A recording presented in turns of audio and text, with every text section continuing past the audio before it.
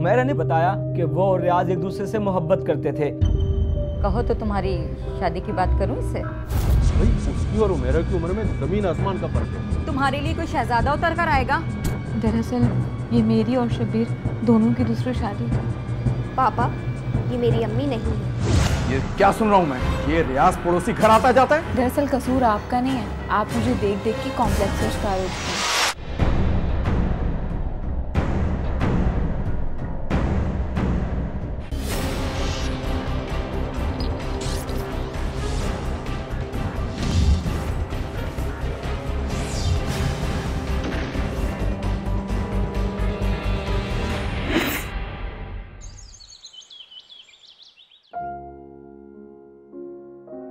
पापा नहीं आए अभी तक।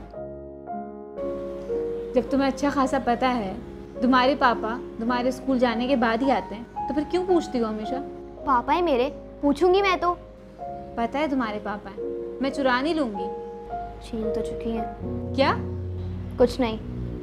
अब तुम बड़ी हो गई हो, अपनी जबान कंट्रोल में रखा करो। कंट्रोल में ही है।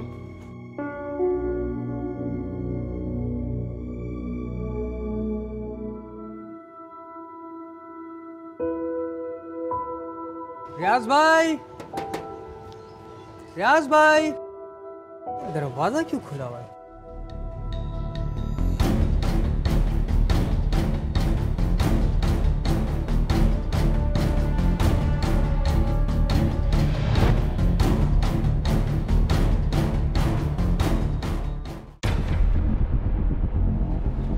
भाभी, कहाँ रह गई भाभी? भाभी, आ रही हूँ। भाभी जल्दी खोले। क्या हुआ? भाभी, वो रियाज और शब्बीर का कत्ल हो गया है। क्या बकवास कर रहे हो? आप खुद चल के देख लें। चलो।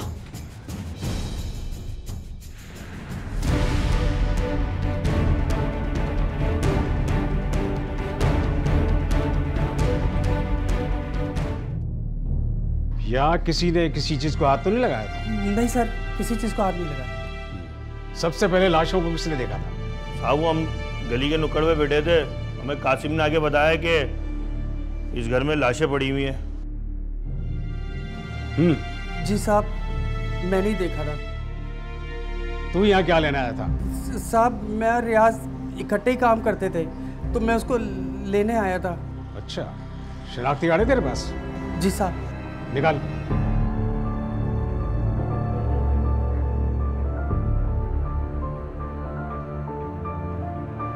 सर मेरा कसूर क्या है? साहब इस बेचारे क्या कसूर है? इसने तो बताया है लाशें देख के। क्या कह सकते हैं? इसको बयान तो देना पड़ेगा ना। सफदर, एम्बुलेंस को फोन करो और यहाँ जितने भी शवाहिद हैं एहतियात से सेव करो। फिरोज साहब, शवाहिद क्या जमा करने? साहब जाहिर है दोनों ने एक दूसरे को मारा है और ये तो होना ही था। होना था? आप काफ़ी पुराने और तजुर्बेकार ऑफिसर हैं, अब आपको क्या क्या समझाएं कि झगड़ा मर्दों में किस बात पे होता है? तुम खामोश रहो। हाँ बीबी, ये आपके शौहर हैं। जी। तो क्या इनका झगड़ा था? ये यहाँ क्यों आए थे इसके पास? मैं तो खुद इनका घर पे इंतजार कर रही थी, मुझे कुछ भी नहीं मालूम। कहाँ गए थे ये कल रात 10 बजे फैक्ट्री गए थे, उसके बाद मुझे कुछ नहीं पता सर। पुलिस को 15 पर इत्तला मौसूल हुई कि इलाके के एक मकान में 2 अफराद की लाशें मौजूद हैं। पुलिस ने फौरी तौर पर लाशों को तहवील में लेकर अस्पताल रवाना किया और जाए वकूअ से एक छुरी और एक डंडे समेत दीगर शवाहिद इकट्ठे कर लिए। पुलिस ये समझने से कासिर थी कि दोनों मकतूलीन ने एक दूसरे को कत्ल किया है या फिर दोनों को किसी तीसरे शख्स ने कत्ल किया है। लिहाजा पुलिस ने अपनी तफ्तीश का आगाज़ मकतूल रियाज के दोस्त कासिम से किया, क्योंकि वो दोनों एक ही जगह पर काम किया करते थे। कासिम को फोन कर दिया? सर मैंने उसे फ़ोन कर दिया है, वो अपना शनाख्ती कार्ड लेने के लिए अभी आता ही होगा। ये दोहरे कत्ल के बारे में तुम्हारा क्या ख्याल है? सर बज़ाहिर तो यही बात साबित होती है कि दोनों ने एक दूसरे को कत्ल किया है। छुरी और डंडे से भी ये बात जाहिर है। क्यों मारेंगे वो एक दूसरे को? क्यों? सर वहाँ पर मौजूद लोगों का कहना है कि किसी औरत का चक्कर है। लेकिन मैं यहाँ थोड़ा सा कंफ्यूज हूँ। क्यों सर? सोचो कि अगर तुम्हारे हाथ में डंडा हो और मेरे हाथ में छुरी, और तुम्हारे डंडा मारने से पहले मैं छुरी तुम्हारे पेट में उतार दूं तो क्या तुम डंडा मार सकोगे? No sir. और अगर तुम पहले डंडा मुझे मार दो तो क्या मैं छुरी चलाने के काबिल हूंगा? सर इसका मतलब यह है कि वहां पर उन दोनों के अलावा कोई तीसरा शख्स भी मौजूद था। लेकिन सर तीसरा कौन? और फिर शब्बीर रात 10 बजे फैक्ट्री गया था तो रियाज के घर पहुंचा कैसे? सर जाओ बैठो।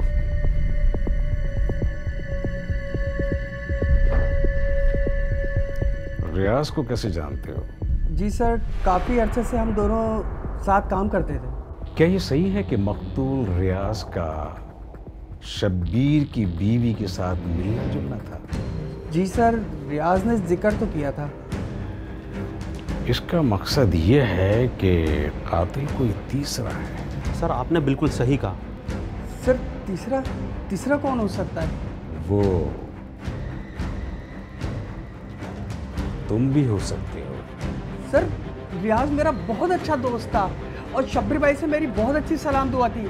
भला मैं इन दोनों को क्यों मारूंगा? सिंपल, हुमैरा के लिए। हो सकता है कि तुम्हारी नजर भी हुमैरा पर हो और दोनों रास्ते से हट गए तो तुम्हारे लिए मैदान साफ हो गया। सर खुदा की कसम आप हुमैरा बाजी से मालूम कर लें। उनसे तो मैं पूछूंगा ही, लेकिन तू बता दे तो सही है।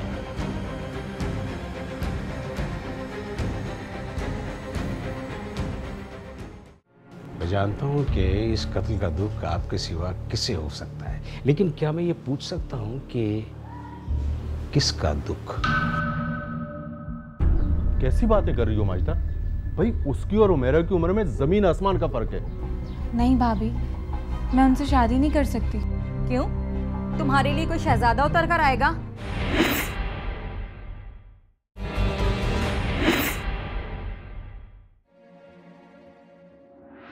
क्या आप बता सकती हैं कि मकतूल आपके शौहर रियाज के घर में किस नियत से गए थे? मेरा मतलब है क्या वो गुस्से में थे? देखें, मैं आपको पहले भी बता चुकी हूँ। शब्बीर रात 10 बजे फैक्ट्री चले गए थे। उसके बाद वो वहाँ कैसे पहुँचे मुझे कुछ नहीं मालूम। मैं जानता हूँ कि इस कत्ल का दुख आपके सिवा किसे हो सकता है, लेकिन क्या मैं ये पूछ सकता हूँ कि किसका दुख? आप कहना क्या चाहते हैं? बेटा आप बाहर जाइए। शाबाश। देखिए मैं नहीं, मोहल्ले का हर शख्स कह रहा है कि आपका रियाज के साथ मिलना जुलना बहुत था। जी था मेरा मिलना जुलना, लेकिन क्या किसी से मिलना जुलना जुर्म है? लेकिन मैंने ऐसा कहा है? मैंने ऐसा तो नहीं कहा। हाँ चलें, आप ये बताइए कि आपकी शादी को कितना अरसा हुआ? 2 साल। 2 साल। ये शादी पसंद की थी या अरेंज? मेरी बदनसीबी की थी। बदनसीबी कैसी? दरअसल ये मेरी और शब्बीर दोनों की दूसरी शादी थी। तो आपकी और शब्बीर की यानी दोनों की ये दूसरी शादी। तो आपकी पहली शादी कैसे खत्म? वो मेरी सास ने तलाक करवा दी थी। उसके बाद मैं भाभी और भाई के साथ रहती थी। अरे भाई, कहाँ से चले आ रहे हो बाप बेटी? बस भाभी, जिन बच्चों की माँ ना हो, बाप को तो माँ बन के पालना पड़ता है। अरे तो तुम कर लो ना शादी, अभी तो उम्र पड़ी है। इस तरह से बच्ची को माँ और तुम्हें बीवी मिल जाएगी। मैं तो आपसे पहले भी कह चुका हूँ, करवा दें। अच्छा ठीक है, तुम ऐसा करो, किसी दिन घर पर चक्कर लगाओ। किसी दिन क्यों, मैं आज शाम ही आ जाता हूँ। ठीक है, जैसे तुम आ जाओ। ओके।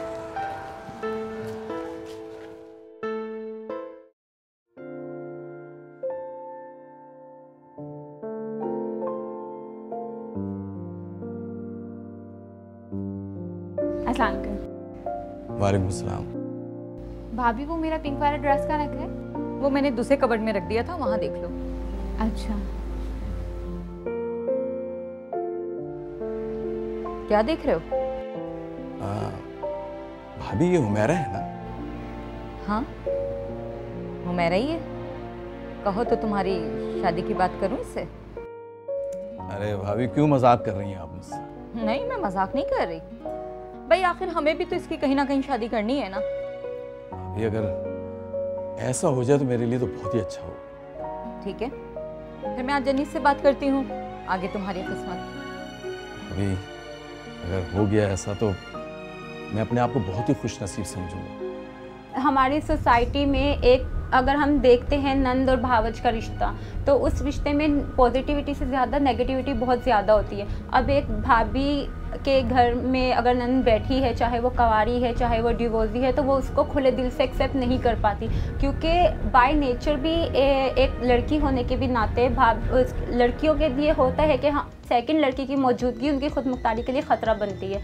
तो बस जो माजदा के अपनी नंद के साथ जो बिहेवियर था, वो इसी एक समाज जो रवायती सोच है हमारी सोसाइटी में, उस बेस पर बनी हुई थी कि मैं किसी तरह से इसको निकाल दूँ। आखिर हम हुमैरा को कब तक ऐसे ही बिठाए रखेंगे? हाँ तो मैंने कब कहा है, अगर कोई रिश्ता आएगा तो तब बात करेंगे ना। रिश्ता तो है, आप कहें तो मैं बात करूं? रिश्ता है, मगर कौन? शब्बीर भाई को तो जानते हैं ना आप, जिनकी बीवी का इंतकाल हो गया था। हाँ, वो जिनकी एक बेटी भी है ना। हाँ हाँ, दूसरी शादी करना चाहते हैं वो। हाँ तो ठीक है, करें। क्यों ना अपनी हुमैरा से बात चलाई जाए रिश्ते की। कैसी बातें कर रही हो माजिदा? भाई उसकी और हुमैरा की उम्र में जमीन आसमान का फर्क है। अरे आप ही तो कहते हैं कि मर्द अगर 50 बरस का भी हो तो कुछ नहीं बिगड़ता। हाँ वो तो ठीक है, मगर जोड़ भी तो देखना पड़ता है ना। देखना क्या है, अच्छा कमाता है, ऐश कराएगा, और वैसे भी अपनी हुमैरा तो तलाक याफ्ता है। अब कोई कंवारा रिश्ता तो आने से रहा उसके लिए। नहीं, मेरा ख्याल है हुमैरा नहीं मानेगी। बात कर लेते हैं, और मानेगी कैसे नहीं? देखो तुम समझने की कोशिश करो, जल्दबाजी मत करो। आप समझने की कोशिश करें, मैं तो समझ चुकी हूँ, आप मनाएं उसे। एक तरफ तो उसकी भाभी को ये चीज़ की फिक्र होने लगी कि वो डिवोर्सी है, तो उसकी अब सेकंड मैरिज इम्पॉसिबल है, मुश्किल है होना। दूसरी तरफ उसको ये एहसास भी तंग करने लगा कि अगर उसकी शादी नहीं हुई और वो अब डिवोर्स लेके आई है, इसलिए वो हमेशा इन्हीं भाई के ही घर पे रहेगी, तो इससे उसको कहीं पर अपनी खुद मुख्तारी खो जाने का खौफ भी तंग करने लगा। और इसी खौफ की वजह से वो ये सोचने लगी कि किसी तरह से अपनी ननद को इस घर से अलग कर सके।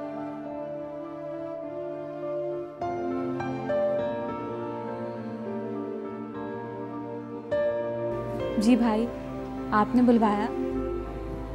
मेरा बैठो। हाँ वो मेरा तुम्हारी तलाक को 1 साल होने को आया, हमने सोचा है क्यों ना तुम्हारी शादी कर दी जाए। वो तो ठीक है भाईजान, लेकिन किससे? हाँ भाई बताओ ना किससे। लड़का अच्छा है, बीवी मर गई है, एक बच्ची भी है, इसलिए वो दूसरी शादी करना चाह रहा है। कौन? वो देखा तो होगा तुमने, शब्बीर। शब्बीर भाई? लेकिन भाभी वो तो मुझसे बहुत बड़े हैं। कहाँ बड़ा है, बीवी के मर जाने के बाद बच्ची को संभालता है, उसकी परवरिश करता है, इसलिए बड़ा लगता है परेशानी में। नहीं भाभी, मैं उनसे शादी नहीं कर सकती। क्यों? तुम्हारे लिए कोई शहजादा उतर कर आएगा? अब भूल जाओ तुम कि तुम्हारे लिए कोई कंवारा रिश्ता आएगा। अरे माथे पे तुम्हारे तलाक का दाग जो लग गया। हुमैरा ने अपने बयान में पुलिस को बताया कि वो शब्बीर से शादी नहीं करना चाहती थी, क्योंकि उन दोनों की उम्रों में बहुत फर्क था। लेकिन भाई और भाभी के दबाव में आकर उसने शब्बीर से शादी की हामी तो भर ली थी, क्योंकि वो भाभी के बातों और तानों से बचना चाहती थी। वो नहीं चाहती थी कि उसकी वजह से भाई और भाभी के दरमियान किसी किस्म की कशीदगी पैदा हो, लिहाजा वो शादी करके शब्बीर के घर आ गई थी। लगता है अम्मी से पक्की दोस्ती हो गई। पापा, ये मेरी अम्मी नहीं है।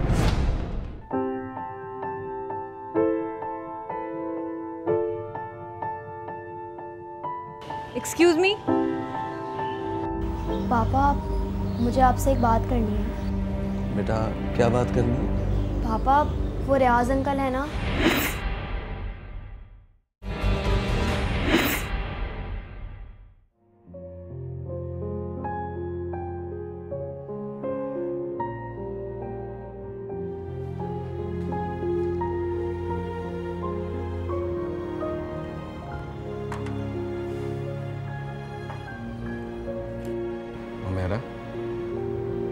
खुश तो हो ना? जी बहुत। फिर तुम इतना संजीदा क्यों रहती हो?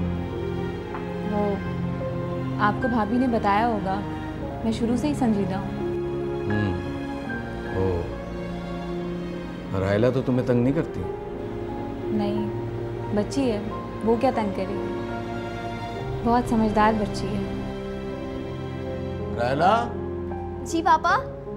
हाँ बेटा, तुम्हारी अम्मी बहुत तारीफ कर रही है तुम्हारी। लगता है अम्मी से पक्की दोस्ती हो गई। पापा, ये मेरी अम्मी नहीं। बेटा, अब यही तुम्हारी अम्मी है और आप अब इन्हें अम्मी ही कहेंगे। मैं इन्हें आंटी ही कहूँगी क्योंकि मेरी अम्मी मर चुकी है।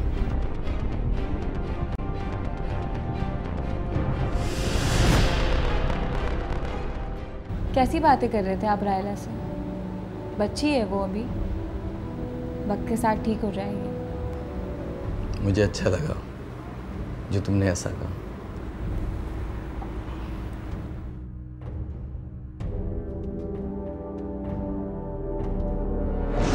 अच्छा, जब आपको शब्बीर पसंद नहीं थे तो आप राजी कैसे हुई? भाभी के रोज रोज ताने सुनने से बेहतर था कि मैं शादी ही कर लेती। अच्छा, ये बताइए कि मकतूल की बेटी का आपके साथ कैसा रवैया था?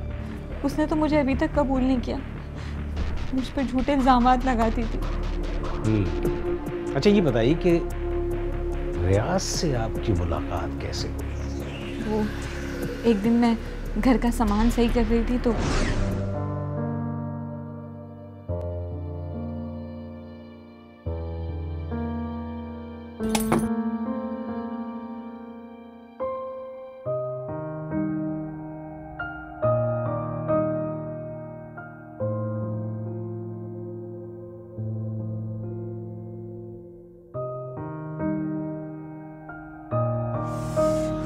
चाबियों को भी अभी गिरना था। बाहर देखती हूँ।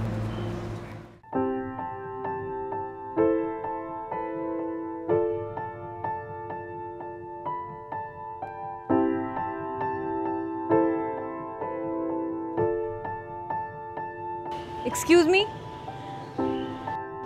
वो थोड़ी सी हेल्प चाहिए थी। एक मिनट होल्ड कर। जी। ऊपर आ जाएं। अच्छा यार, मैं थोड़ी देर बाद फोन करता हूँ, ठीक है ना?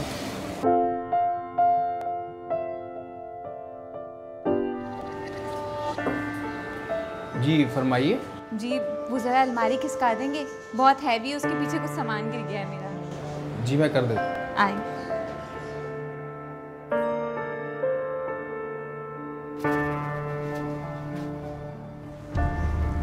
आइए, ये अलमारी है, इसके पीछे गिर गई। कोई मसला नहीं, अभी कर देते। थोड़ी सी भारी।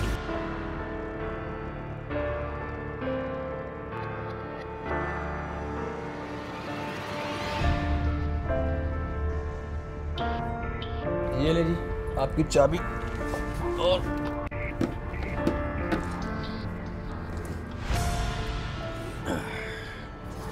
बहुत शुक्रिया। कभी कोई भी काम हो तो मुझे बुला लिया करें, आपका पड़ोसी ही हूँ मैं। जी ठीक है। अब चलता हूँ। ठीक।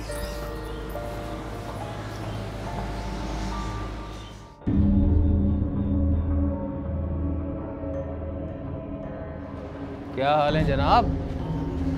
आज रास्ते में देख लिया तो पूछ लिया। अरे तो क्या घर आके हाल पूछता? कोई हर्ज भी नहीं है, आखिर पड़ोसी हैं आप। अच्छा, आइंदा ख्याल रखूंगा। देखेंगे। हुमैरा का क्योंकि रिश्ता एक बना एक समझौते की बुनियाद पे था, बड़ी उम्र के आदमी के साथ, तो उसने बज़ाहिर तो उस रिश्ते को कबूल कर लिया था, लेकिन लाशौरी तौर पे, ज़हनी तौर पे पूरी तरह उसको जो है कबूल नहीं कर पाई थी। इसलिए वो उसके साथ रहते हुए भी जब उसका हादसाती तौर पे एक अपने हमउम्र लड़के के साथ बातचीत हुई तो उसकी जो जज्बाती वाबस्तगी थी, जो इंटरेस्ट था, वो उस लड़के में बढ़ने लगा।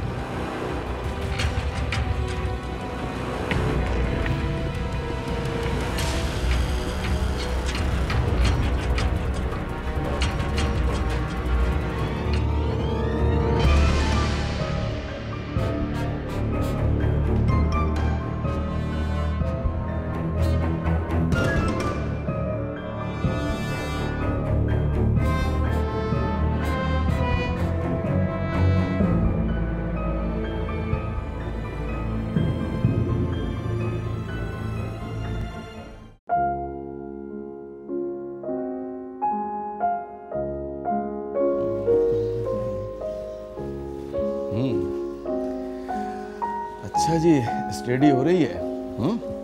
जी पापा। अभी से? पापा फर्स्ट जो आना है। ये बात तो है। अच्छा, वो तुम्हें अपनी अम्मी से शिकायत तो नहीं हुई? पापा अम्मी नहीं, आंटी। अच्छा भाई, चलो आंटी, तुम खुश हो। पापा मुझे आपसे एक बात करनी है। बेटा, क्या बात करनी है? पापा वो रियाज अंकल है ना? हाँ।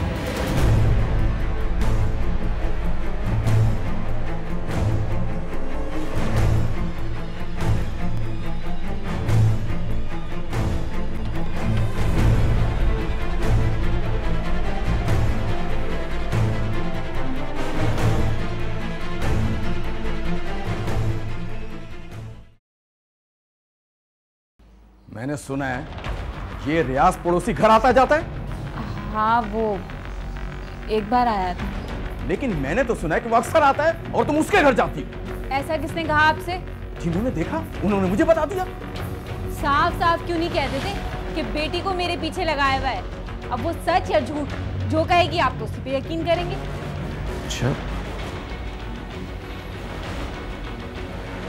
तो ये सब झूठ है? 100% झूठ है।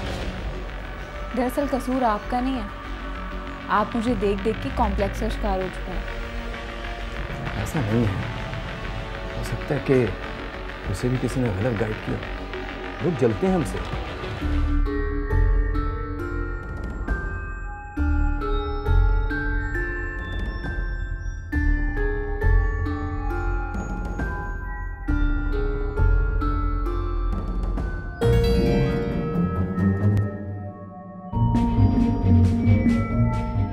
अब हम दिन में मिलेंगे, जैसा मैं कहूँगी वैसा करना। देखती हूँ कहाँ तक चौकीदारी करवाता है वो।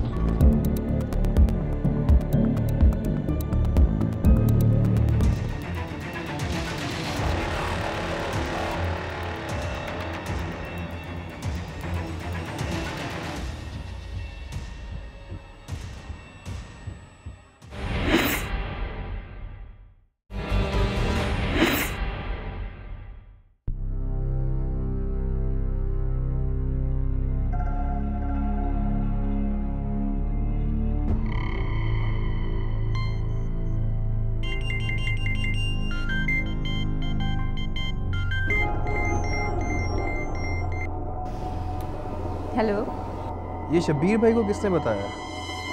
एक है ना चौकीदार इस घर में। कौन? राहीला? वो तो बच्ची है यार।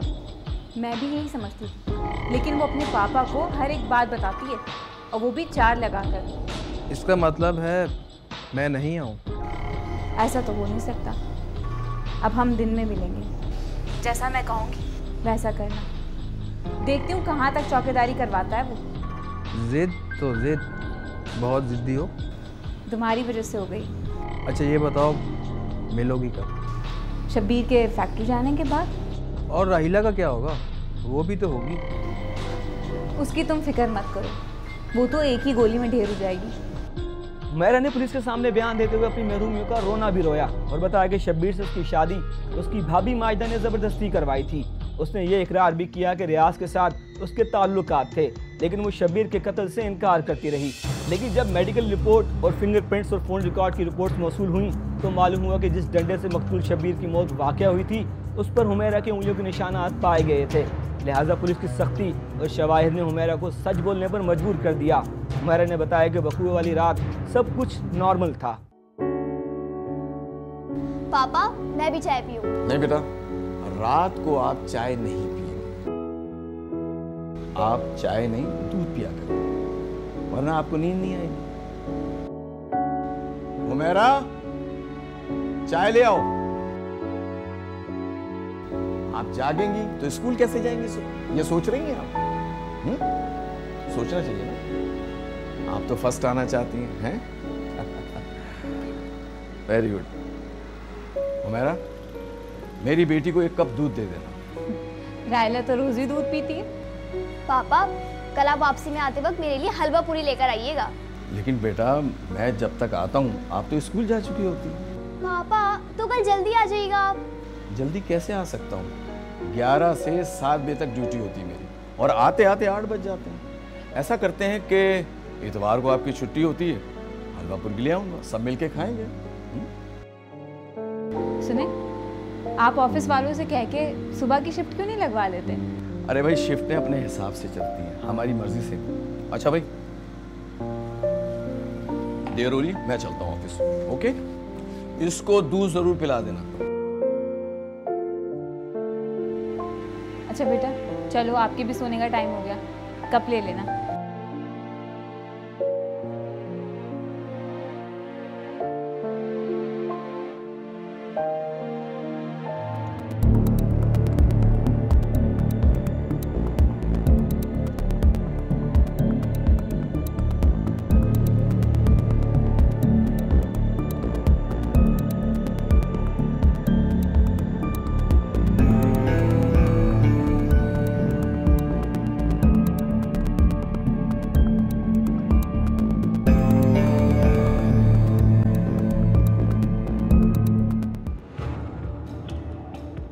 रायला, बेटा दूध पी लो। आप रख दें, मैं पी लूँगी। ज़्यादा नखरे नहीं करो, पी लो, ठंडा हो जाएगा। ये लो। अच्छा दी।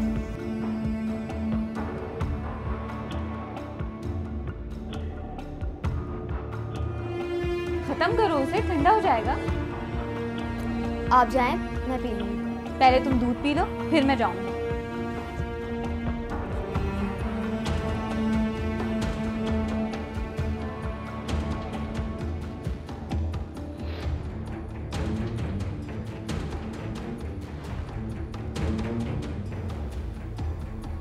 शाबाश।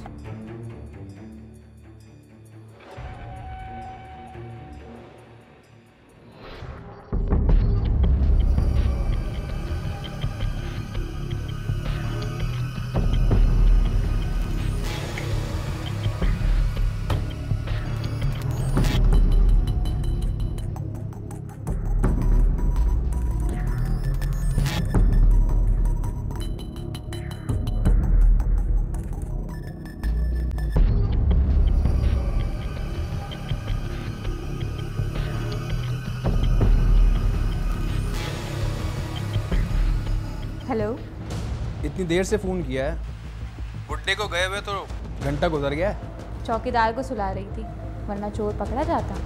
सो गई? हाँ, सो गई। आ जाऊं?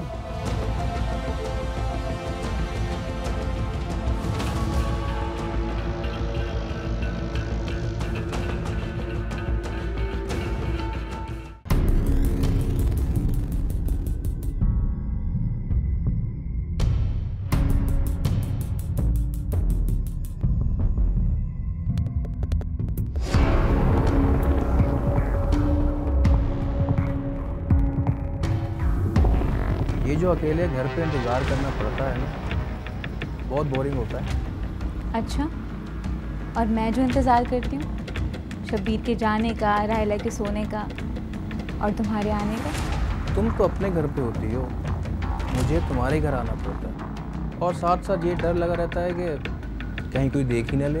वैसे रात के इस पहर मेरे अलावा तुम्हें देखने के लिए कौन बैठा होगा? अरे हम भी तो जागते हैं तुम्हारे लिए।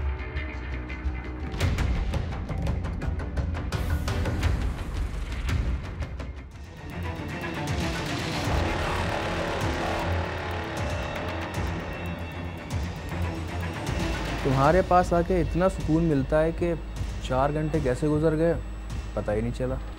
लेकिन टेंशन भी तो रहती है, आखिर चोरी चोरी ही होती है, हर वक्त खौफ रहता है। कैसा खौफ?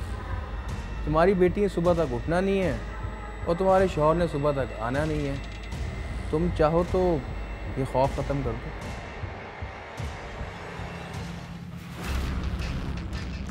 मैं तुझे ना ख़त्म कर दूं। चले।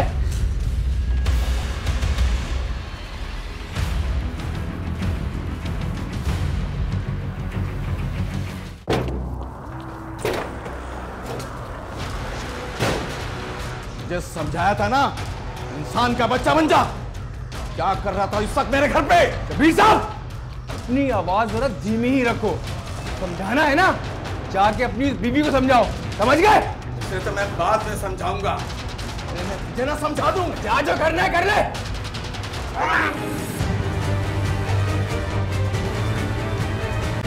तो उसको अब ये था कि जब उसका शौहर इतना इमोशनली इतना बड़ा स्टेप ले सकता है कि वो इनको देखकर उसको रियाज का कत्ल कर सकता है, तो वो इसके लिए भी अब इसके बाद ख़तरा बनेगा। तो उसने खुद को डिफेंड करने के लिए, खुद को बचाने के लिए अपने शौहर की तरह इमोशनल स्टेप लिया और इम्पल्सिव होकर उसका मर्डर कर दिया। मुल्जिमा हुमैरा ने अपने मकतूल शौहर शब्बीर के कत्ल का एतराफ़ करते हुए बताया कि वो और रियाज एक दूसरे से मोहब्बत करते थे और वो शादी करना चाहते थे, लेकिन इसके लिए उनका शब्बीर को कत्ल करने का कतई कोई इरादा नहीं था। मुल्जिमा का कहना था कि वक़्वे वाली रात शब्बीर जल्दी घर आ गया था, इसलिए जो कुछ भी हुआ वो इत्तेफाकिया था।